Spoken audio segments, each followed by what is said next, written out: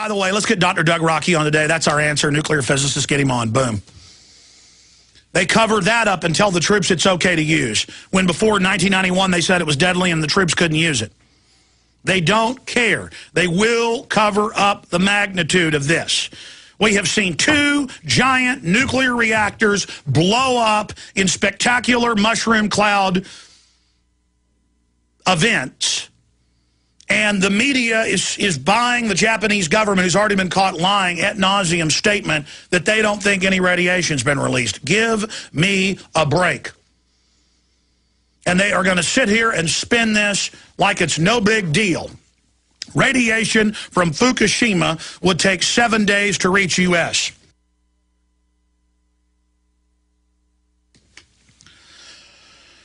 This is by Paul Joseph Watson on Infowars.com and PrisonPlanet.com. Prevailing wind conditions would send fallout drifting towards West Coast.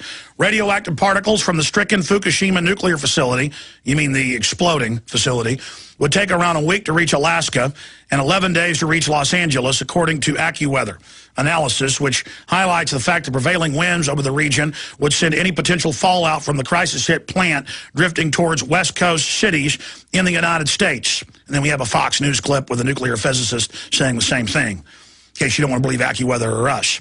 Given the fact that many analysts believe the Japanese government is grossly understating the amount of radioactive particles related to the separate explosions to affect the Fukushima plant, one of which occurred Saturday and the other earlier today, monitoring stations in Alaska will not know if there is a threat from such radiation until Saturday at the earliest.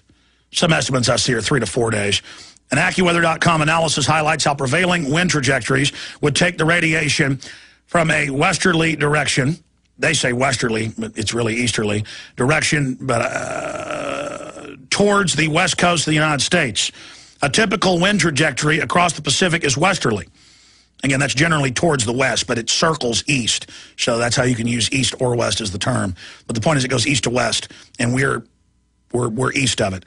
A typical wind trajectory across the Pacific is westerly, since there is often a large dome of high pressure over the central Pacific and an area of low pressure in the Gulf of Alaska, writes meteorologist Megan Evans. Today's localized winds are set to carry any radiation out into the Pacific from a northwesterly to southeasterly direction. However, the wind direction will switch to an offshore direction Monday night into Tuesday, threatening to send the radiation towards the population, writes Evans. That's AccuWeather. This is not good news, since a onshore direction would blow most of the radiation towards populated areas. An added threat is that higher elevations, just 4 miles inland from the power plants, if a temperature inversion sets up the atmosphere, radiation could be trapped. Continuing, the worst case scenario is that localized winds could take the fallout south to Tokyo, and the prevailing westerly winds would also carry upper atmospheric particles toward the United States. Now, guys, there's a video in this article, a couple minutes long, from Fox News, in Paul Watson's article titled, "Radiation from Fukushima Would Take 7 Days to Reach U.S." I want to play that video in a moment. Continuing here. Previous studies have documented that dust from Asia, especially from deserts and industrial regions of China, routinely crosses the Pacific Ocean on prevailing winds to sully the air over the western U.S., highlights Massey Santos Ballin, a student in science communication program at the University of California, Santa Cruz. I don't know why we're quoting them. It's well known that Mongolian desert dust blows into Texas every year. The Lawrence Berkeley National Laboratory has also studied how about a third of the airborne lead particles recently collected at 2 sites in San Francisco Bay Area came from Asia, from the reactors that don't have scrubbers. Yeah, that's a coal plant study. Weather conditions will hugely influence where any potential radiation falls. If there is a significant amount of rainfall, which has been forecast over the next few days, the majority of the radiation will fall in a localized area, which we hope happens over the ocean. However, drier conditions will allow any radiation to travel much further. As we featured in an earlier report, nuclear expert Joe Cicerone also fears that radiation from the Japanese nuclear plant could also reach the West Coast. when Fox News host Chris Wallace questioned whether radioactivity could travel thousands of miles across the Pacific, he responded, "Oh, absolutely. Chernobyl, which happened about 25 years ago, the radioactivity spread around the entire northern hemisphere. It depends how many of these core meltdowns and how successful they are in containing it once the disaster happens." Once the disaster happens, it's already blown sky high at 2 major reactors. Fukushima number 3, 5 hours ago, blew up and it was so explosive it formed a mushroom cloud. That's how high it ejected what was inside that facility. I mean, it's a huge superpower explosion inside the reactor. What do you think's going on?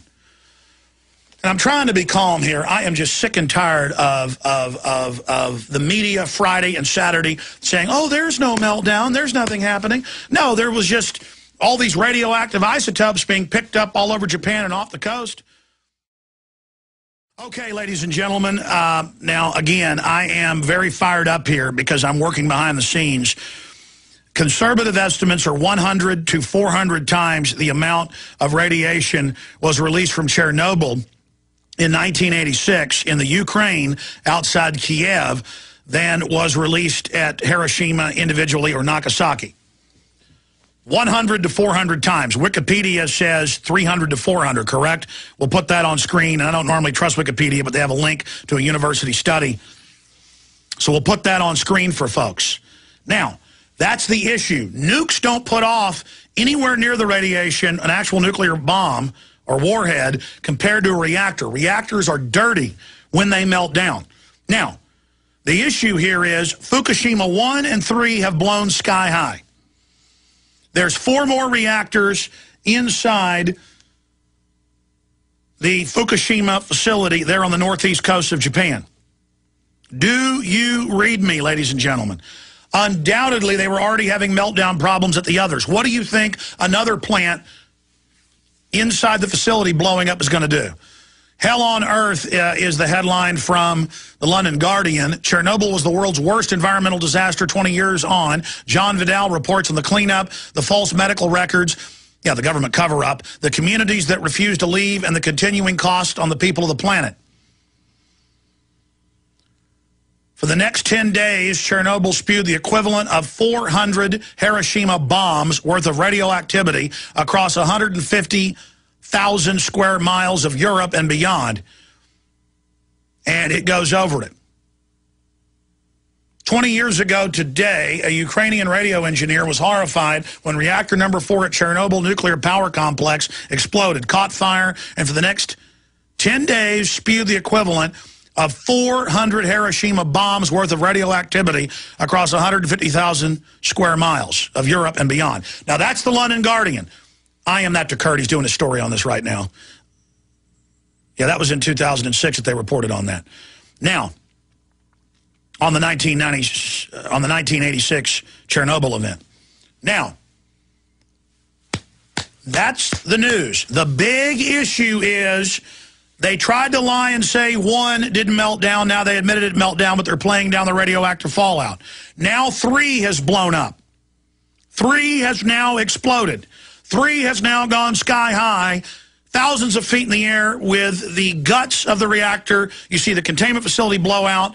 That's white and gray. Then you see the black equipment shooting up like a projectile, classic total meltdown, out of the middle like a bullet out of a gun, thousands of feet in the air and then raining back down and blowing out to sea towards the United States East Coast. Officials had warned. I mean, this is out of control. Now, 400 times at Chernobyl, what one of the A-bombs, the radiation an A-bomb put out, dropped on Japan in 1945. Now, while we're talking, I'm going to show you footage shot hours after Chernobyl blew up. Much smaller explosion, just the roof blown off and a fire. Look at that. Now, that's the explosion, and witnesses that saw it said that it was a big plume of smoke, but nothing compared to what happened at the reactors in Japan. And the media is trying to play this down. Now, in highly educated Europe, the Drudge Report has mainstream news articles up about Europeans clearing the shelves of iodine and potassium iodide.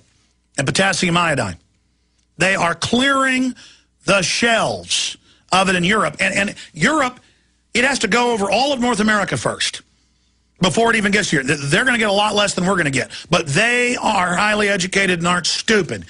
And Drudge and others are reporting that people are cleaning the shelves in Europe. My wife went to the grocery store today and was laughed at, because that's American wisdom now. Laugh at precautions. Laugh at being informed. Look at Fukushima 3 blowing up there on screen. And it's in Paul Watson's article, Nuclear Expert, Radiation Could Spread to U.S. West Coast. This is confirmed by AccuWeather, by Fox News, by countless meteorologists, radiologists, nuclear physicists. It's all buried in the news. But I guarantee you there's people listening to me right now laughing, going, oh, Alex said they melted down. Ha ha, he was right again. Alex said gold was going to go from 260 to 1,400. It did. Ha ha, he's right again. He's bad. He's a fearmonger. He's bad. Oh, look at the nuclear plants blowing up in mushroom clouds. It's no big deal. It's only 400 times.